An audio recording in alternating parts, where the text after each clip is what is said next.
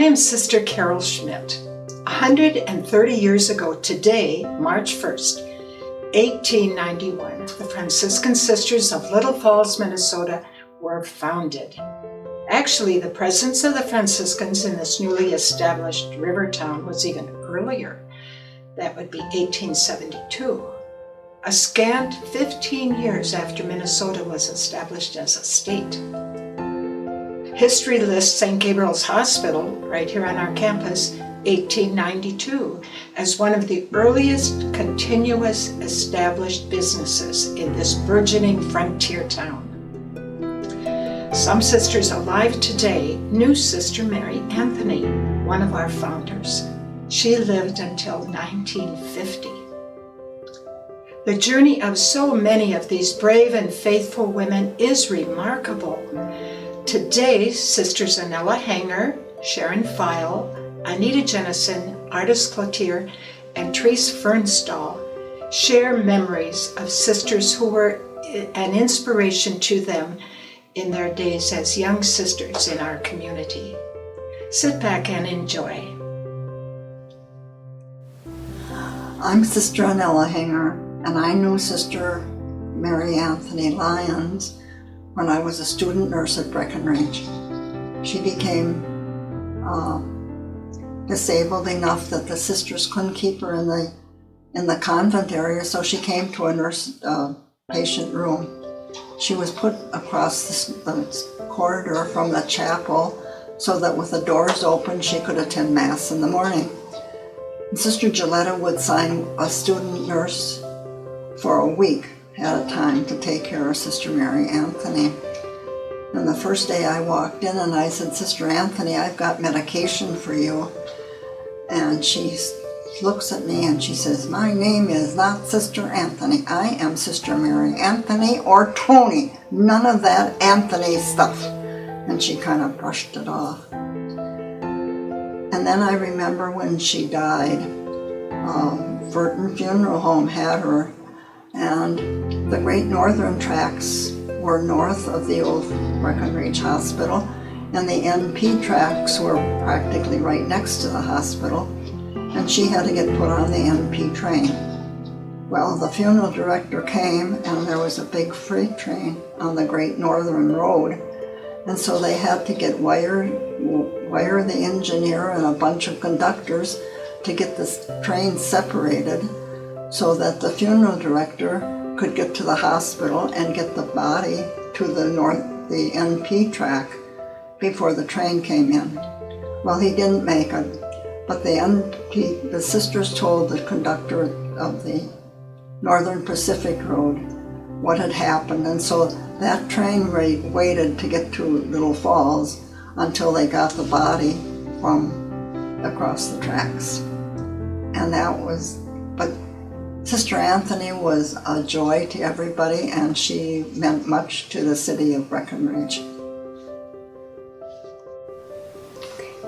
Hi, I'm Sister Sharon File, and I'd like to speak today about Sister Gabrielle Block, who was one of the catechism teachers in my hometown in Monticello. Oh, I was about 7 or 8, I believe. She was an elderly lady with a lot of wrinkles and a soft voice, a very tender person. And she took all the little boys under her wings. She taught them how to serve Mass, how to say the Latin prayers in a fashion. It was hard for them to get their tongue around some of the Latin words for the Masses.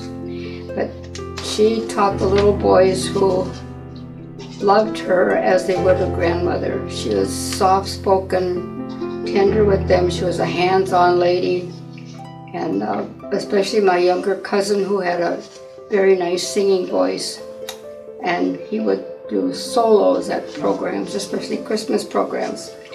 And when our sisters from Little Falls left Monticello, we got some other sisters there, and they asked Mike to sing, and he said no. So how come? You're not Sister Gabriel. If you were Sister Gabriel, I would sing, but you're not her, so I'm not singing. So she was loved by the boys.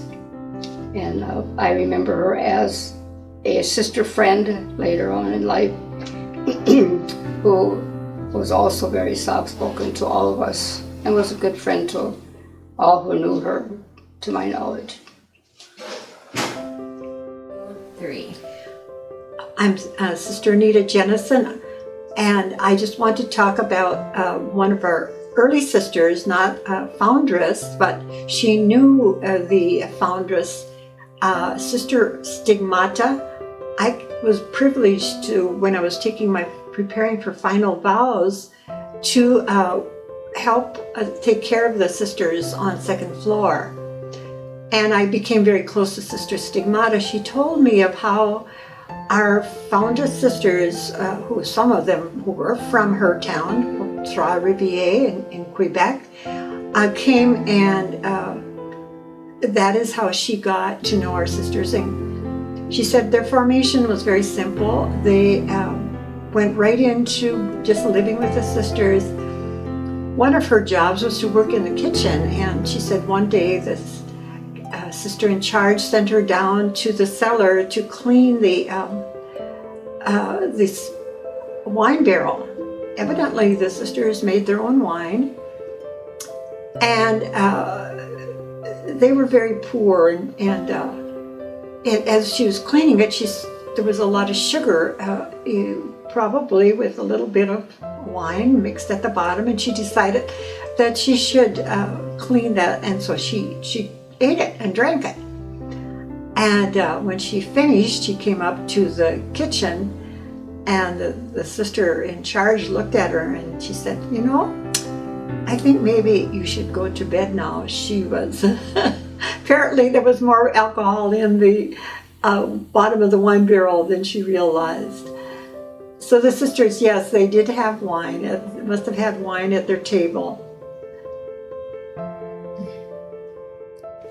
My name is Sister Artis Cloutier, and at the time that I entered, back in the late 40s, we had quite a few French-Canadian sisters who still had something of an accent. And I recall sometime, probably into the 60s maybe, we had an all-community meeting, and at that time we didn't really have an area for sisters who were sick. We had just one sister at that time who was needed full-time care. But it was evident that there were going to be more of them, and they were discussing what we should do, how we should set up some more spaces for sisters who needed full-time care.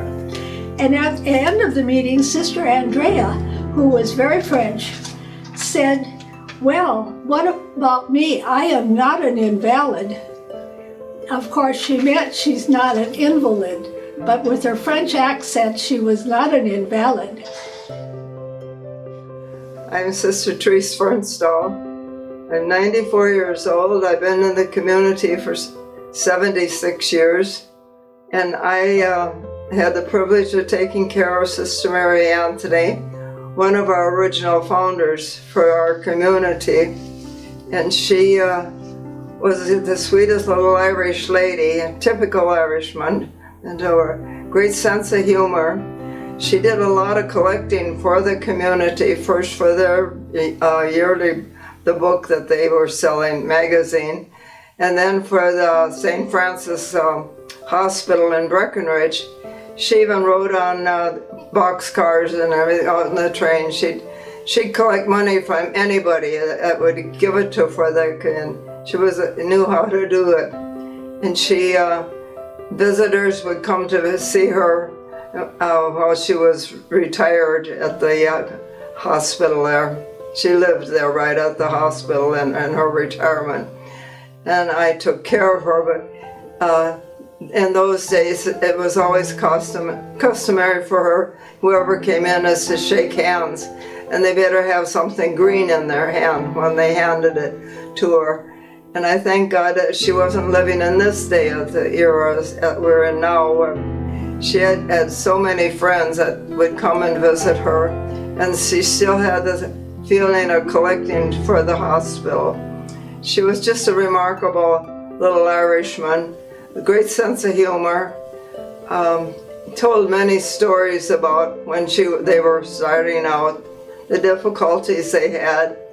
And she spent many years on the road really collecting, and I don't know too many other things that she ever did, but that was kind of her work to do, and helping out at the hospital at St. Francis in Breckenridge.